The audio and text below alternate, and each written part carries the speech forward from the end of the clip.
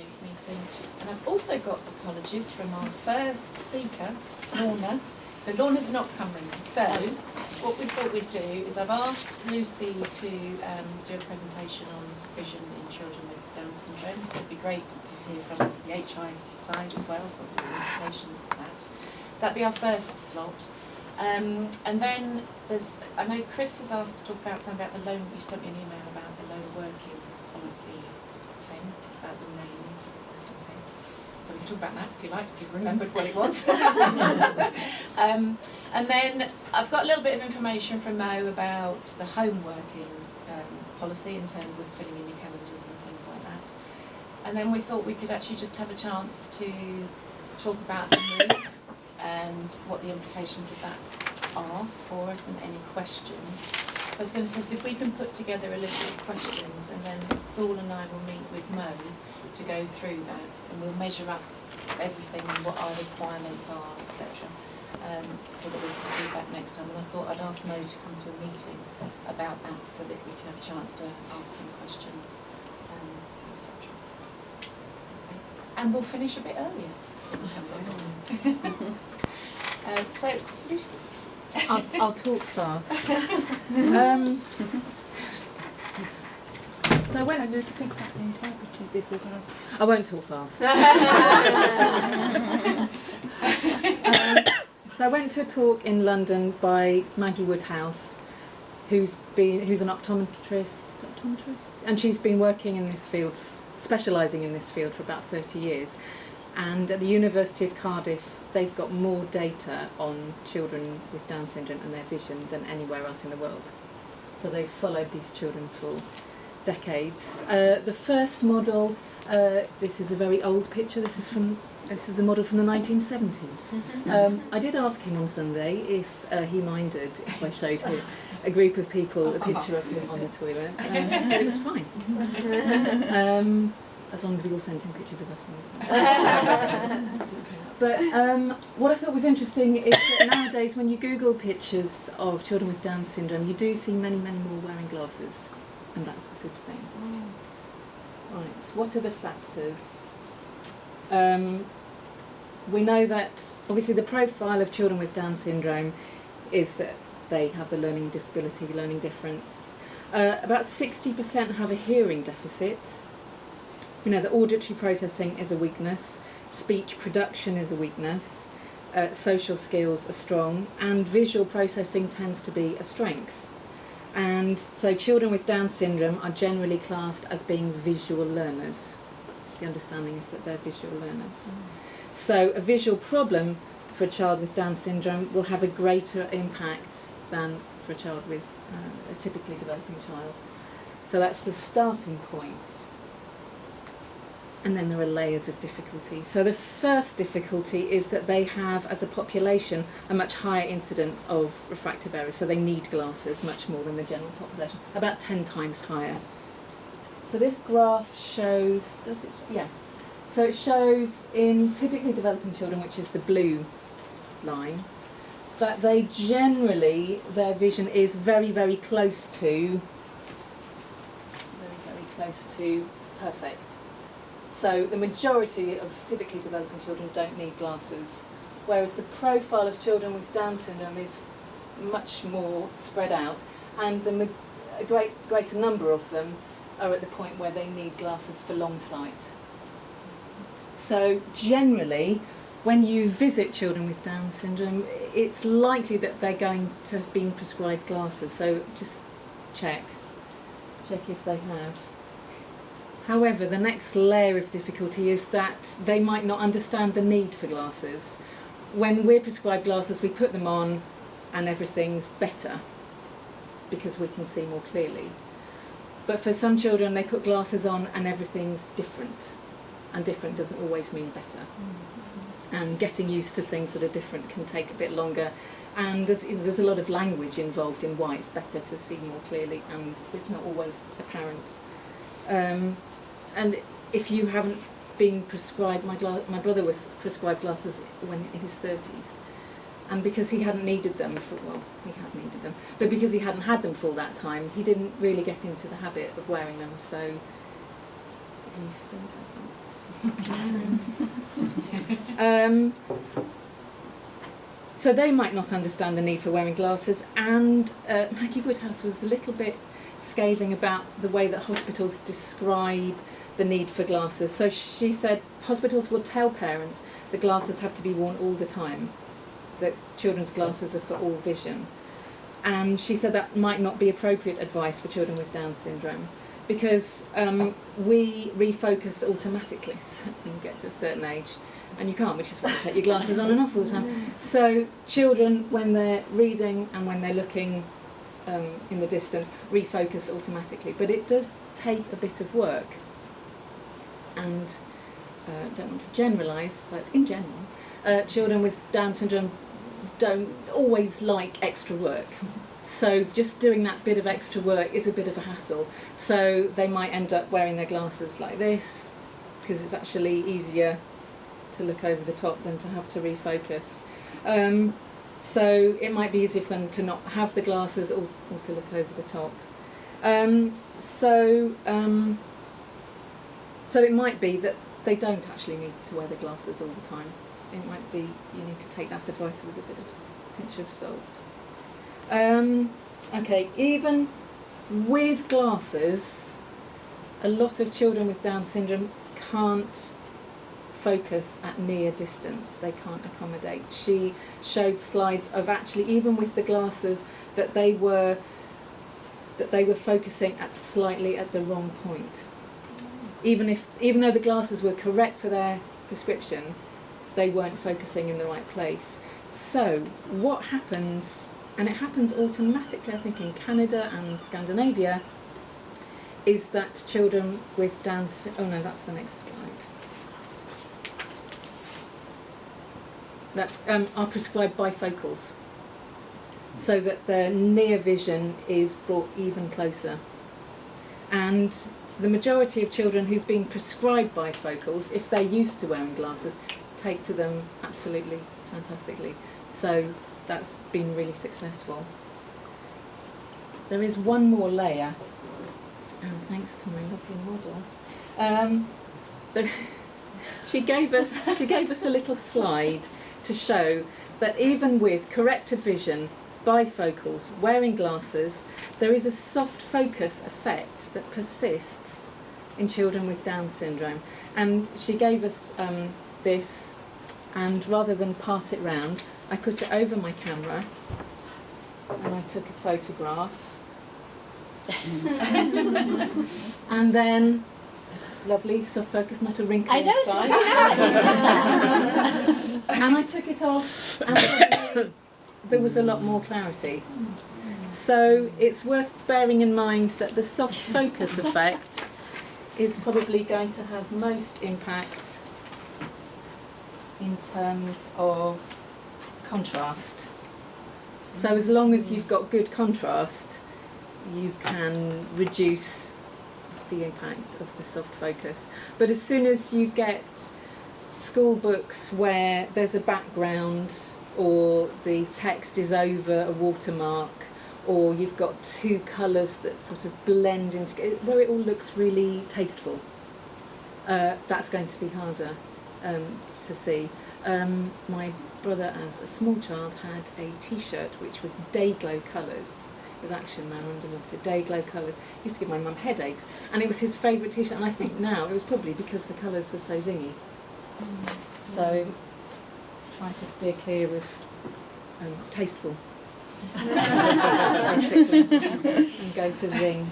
Okay, so that's so focus effect, and then as a final layer, there are eye conditions that are more prevalent in children with Down syndrome. They're not part of the condition, but we see them more often. So things like nystagmus with the eye bubble,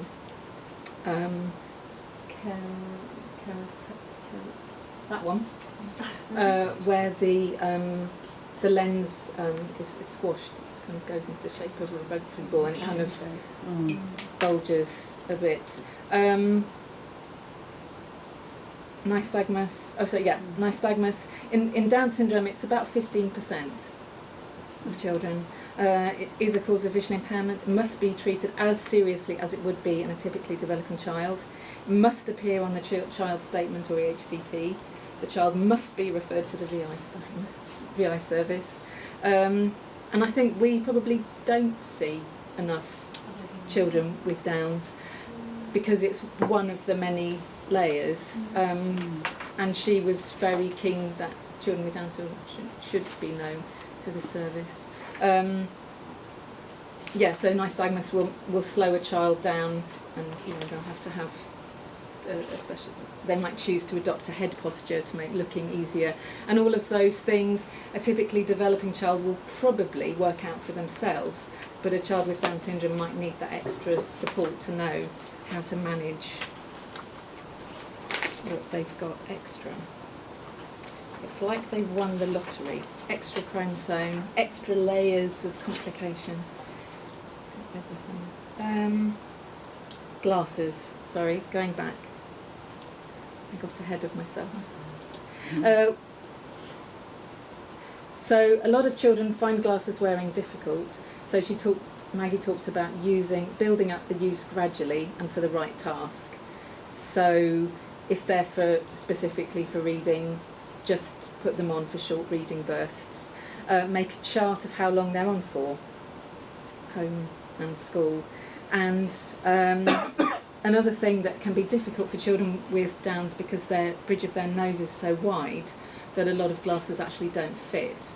So the model on the first frame was from a company called Erin's World, who designed glasses specifically for children with Downs, and the other type was tomato glasses. They make very zingy glasses.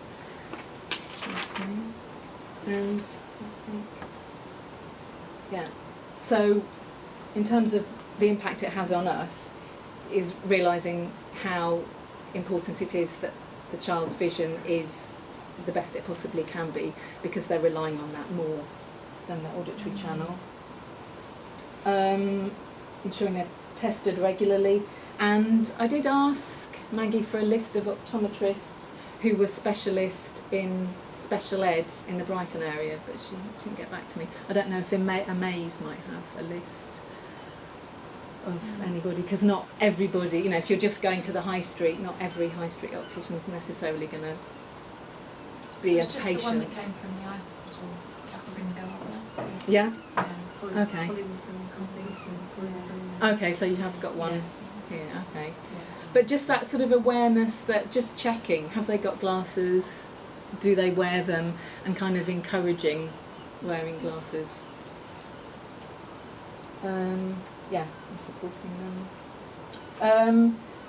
It's not right for everybody, but it might be worth suggesting testing for bifocals if they are still struggling with reading, because very often the expectation is that children with Down syndrome will find academic work harder, and if they don't progress with their reading, because they can't do it. Whereas actually there might be other factors, and if it's because they simply can't see the print, then it's worth pursuing that to make sure that we're not disadvantaging them further. But just as a general course, ensuring that learning materials are well contrasted, big, bold, everything that we bang on about all the time. And ask your friendly VI service. And I suppose it's not that we're touting for business, but it might be worth just checking with the school, is the child seen by the VI service? Are there any other I can do? Is there anything more to their vision? Because obviously we don't see everybody that wears glasses, but there might be something more. Are all children with Down syndrome then automatically referred for vision testing, or is that just something if the parents are concerned they take them to the GP, or? Good question. Good question. They should be. It sounds like they should be. But I don't know. I mean, I think there's an implication for us in terms of the Hillside outreach and Downsview outreach. Yeah. In terms of training up the Training staff them. that are delivering that support, because they may or may not meet our criteria for Yeah. support for Mm. VI. But it's that awareness raising amongst the staff that are supporting the children when the VI might be quite low down on their Yes. list, and not aware. Yeah. So, Mm. Yeah. Can I add, is it the same for deaf children? If a hearing loss, hearing aids and glasses, does it affect them or So that again? hearing aids? Yeah. If I have a hearing loss, Yeah. hearing aid and glasses, does it affect them as in with their nose and ears, mouth? What if with children with Down syndrome? Yeah. Very often having a hearing aid and glasses means they don't want to wear one of them. Yeah. Yes, yeah, Right. that certainly came up in the training. So the Yeah. majority of them, do they have the glasses and not the hearing aid, or the other way around? I don't know. Because if 60% of them have a hearing loss, I would imagine that a lot of them will wear hearing aids. Yeah. Yeah. So a lot will have both. Yeah. Yeah. so you'd be supporting far more Yeah. children with Yeah. Down syndrome Yeah. than we are. Yeah, they do have glasses, So- lots of Yeah. them, don't they? Don't always wear them. The- No. Mm. The question of whether they use hearing aids or not is an interesting one, because in the not too distant past, not so many of the children with Down syndrome did have hearing Yeah. aids. Those that had a sensory neural hearing loss all had, but the conductive hearing losses were managed perhaps just by watchful waiting, just to see if it cleared up, or perhaps even with grommets and things like that. Whereas now the strategy is much more to manage it with hearing aids. Mm. And so we certainly experienced a few years ago, didn't we, an absolute deluge Yeah. Good. of referrals to children with Down syndrome. So I think you should be really careful to make sure that the ones that you do get, that somehow you have some way of sifting, so that you do get the ones that where your input really is required, and where it isn't just a straightforward correction of glasses, albeit, what did you call it, the shading effect? Oh, the soft focus. Soft focus. I think we call it the Jill effect. Yeah, that you are actually really working with the ones that need it, and it's quite difficult. Or to like sort Alison said, that we're training Yeah, staff. Senko Yes. like the Senko Forum, it'd be good Yes. to do a session Yeah. on Down syndrome with them. It's more of awareness raising, because not many of them probably will meet once they've got refraction corrected, Exactly. will meet our Yeah, I criteria. understand that. But it's still being Yeah. aware of every layer underneath that. Yeah. Mm. Yeah. But Caroline's absolutely right to highlight that for Down's children, wearing glasses and hearing aids, particularly when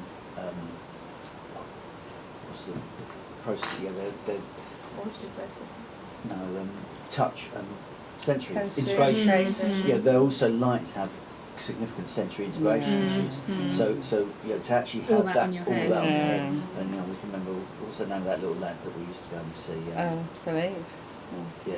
Still doesn't like wearing his No, hair. it's really difficult. Yeah, because he doesn't like, he hates They having won't the wear Lots of hats. children don't like hats, They don't yeah. like being touched. anything. So Yeah. it's a real problem, you know. So Yeah. we've just about got some of these kids wearing hearing aids. So now you've got the glasses on them all. Oh no! Yeah, yeah. But you are right about, of course you're right about the channels that the children learn through. You know, they do, as a group, you know, have an impoverished auditory experience because of their conductive issues.